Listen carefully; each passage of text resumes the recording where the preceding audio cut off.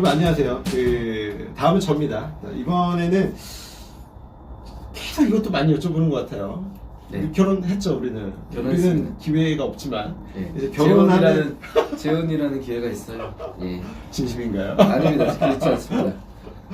네, 우리가 만나는 이제 VIP 손님들의 자녀분들은 요 축의금에 대한 이야기들도 많이 하실 거고, 또 자녀가 공부를 잘하면 이제 교육비도 많이 들어가죠. 네. 이제 국내 교육비뿐만 아니라 해외 교육비에 대한 것도 많이 들어가는데, 저는 요걸 한번 좀 주제로 삼아봤습니다.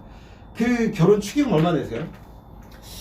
그러니까 5만 원, 10만 원, 30만 원, 50만 원 이 정도 될 것 같아요. 50만 원은 누구죠? 50만 원은 이제 사촌 이내의 친지분들은 50만 원. 네. 형제 같은 경우에는 100만 원 이상 하는 것 같고, 그리고 내가 혼자 가는데 이제 밥을 먹는다 라고 하면은 이제 10만 원.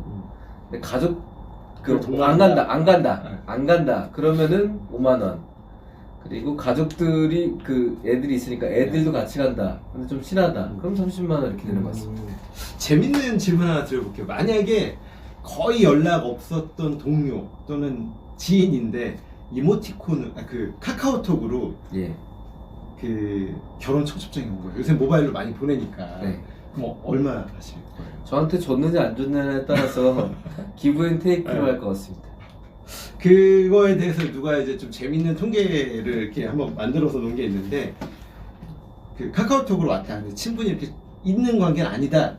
그럼 어떻게 할 거냐? 얼마 낼 거냐? 그랬더니, 그러면 이모티콘으로 결혼 축하합니다 라고 보내면 된다고 하네요. 왜냐면 카카오톡으로 왔으니까 카카오톡으로 대응하면 된다. 뭐 그런 거죠. 뭐 돈을 주고받은 관계도 아니니까. 뭐 여튼 네. 그 별카페에 쿠폰으로 보내줘도 되죠. 뭐. 그 정도는 되지 않을까 싶습니다. 네, 뭐 그런 재밌는 얘기들이 좀 많이 있는데, 이 축의금이 손님들이 많이 관심을 갖는 건 축의금이라는 명목하에 자녀들한테 어떻게든 돈을 좀 더 주고 싶은 부모의 마음이 반영된 게 아닌가, 이런 생각이 좀 많이 듭니다. 그래서 저는 이거 관련해서 상담하거나 강의할 때 항상 여쭤봐요. 축의금 1억 받으면 징역가요, 아닐까요? 상황에 따라서 다르다. 그렇죠. 근데 이제 손님들은 대부분 1억 정도면 징여다, 뭐 이렇게 이야기들을 많이 합니다.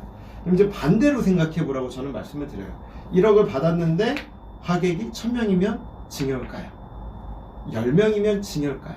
결국은 축의금 총액이 중요한 게 아니라 축의금을 누가 얼마나 냈냐에 따라서 얘는 징여가 될 수도 있고 안 될 수도 있다, 뭐 이렇게 일단 기본적으로 좀 생각해 볼 수 있다라고 저는 좀 말씀을 많이 드리고요. 그럼에도 불구하고 얼마까지 보내는 게 아무 문제가 없냐라는 질문을 종종 하시는데, 정답은 없는 것 같아요, 제가 봐도. 하지만 이제 과거의 어떤 예규나 이런 걸 보면 한 400만 원, 500만 원 정도 보낸 것까지는 조세심판원에서 무난히 넘어갔던 그 판결들이 있기 때문에 그 정도 보내는 것까지는 큰 문제가 없습니다 라고 이야기를 많이 하고 있습니다. 선생님 혹시? 예. 그 판례도 있긴 한데, 여기에 이제 이 축의금 관련돼 가지고 쓰실 때 는 안 나왔겠죠. 네. 그래서 2023년 7월 달 세법 개정안에 보면 향후에는 이제 혼인 예정 자녀들한테 성년 자녀 5천만 원 플러스 알파로 1억 원 더 증여를 할 수 있는 부분이 개정이 된다 그러면 예정이죠. 네. 개정될 예정인데, 개정된다 그러면 요 부분은 조금 더 짐을 많이 들어올 것 같아요. 그렇죠. 왜냐면 이제 5천만 원 플러스 알파 1억 원까지 증여세가 안 나올 수도 있는데, 그러면 축의금은 어느 정도 한도로 받을 수 있을 것이냐에 대한 부분도 있어서 이 부분은 아직 끊이지 않는 질문이기도 하고, 향후에는 이 혼인 예정 증여재산 공제 금액 초과하는 금액들은 팽간을 읽으면 좀 보지 않을까 싶기도 합니다. 네. 요거 조금 더 덧붙여서 이야기하면, 네. 이제 혼인 신고일로부터 전후 2년 내에 준 거이고, 그렇습니다. 이제 법이 통과된다면 올해가 아니라 내년 징여분부터 되는 거니까 급하게 올해 주면 절대 안 된다라는 네. 거죠. 그리고 요새 그런 것도 있어요. 자녀들 결혼하면 혼인신고 바로 안 하죠. 그렇죠. 요새는 이제 자녀가 태어날 때까지는 혼인신고를 안 하는 경우들이 많으니까 우리 애가 결혼을 했는데 아직 혼인신고를 안 했다라면 이걸 쓸 수 있는 기회가 아직 남아있는 거죠. 그렇습니다. 이것도 한번 자녀분들 통해서 확인해 볼 필요도 있을 거고, 또 하나 이제 주는 게 직계 존속이라고 되어 있으니까 요새는 100세 시대잖아요. 그러니까 엄마 아빠도 있을 수 있지만 할아버지 할머니도 있을 수 있단 말이에요. 그러면 누구 돈을 먼저 땡겨야 되죠? 할아버지 할머니 돈 땡겨. 그렇죠. 왜죠? 돌아가실 수도 있으니까. 다 그 얘기 먼저 하십니다. 돌아가실 수 있으니까 가시기 전에 먼저 땡겨와야 된다. 사실 그것도 정답이죠. 정답이지만 세금적으로 놓고 보면 할아버지 할머니한테 받을 때는 비과세가 되지 않는 금액은 30% 할증이 되니까 그렇습니다. 그 구간을 안 쓰려면 이걸 먼저 받아오고 엄마 아빠 거는 나중에 받는 게 세금적으로도 혜택이 있고, 그렇습니다. 또 중요한 게 있죠. 할아버지 할머니가 증여한 거는 물론 요거랑 직접적인 연관은 없을 수 있겠지만 증여하고 10년이 아니라 5년만 지나면 상속재산에서 빠진다. 뭐 그런 그렇습니다. 얘기도 있죠. 왜냐면 예. 상속인 외자의 대표적인 게 손주들인 거고, 손주한테 상속인 외자한테 준 거는 5년만 지나면 상속재산에서 빠지지만 상속인인 아들, 딸한테 준 거는 10년이 지나야 빠지기 때문에 그런 것도 큰 장점이 그렇습니다. 된다라고 말씀드릴 수 있을 예. 것 같습니다. 네. 그리고 저 하나 더 말씀을 드리는 게 그런 거예요.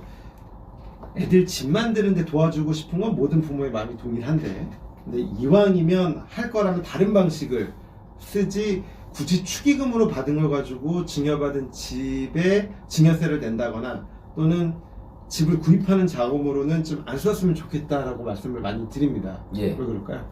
세무사님 왜 그렇게 제가 그렇게 얘기할까요?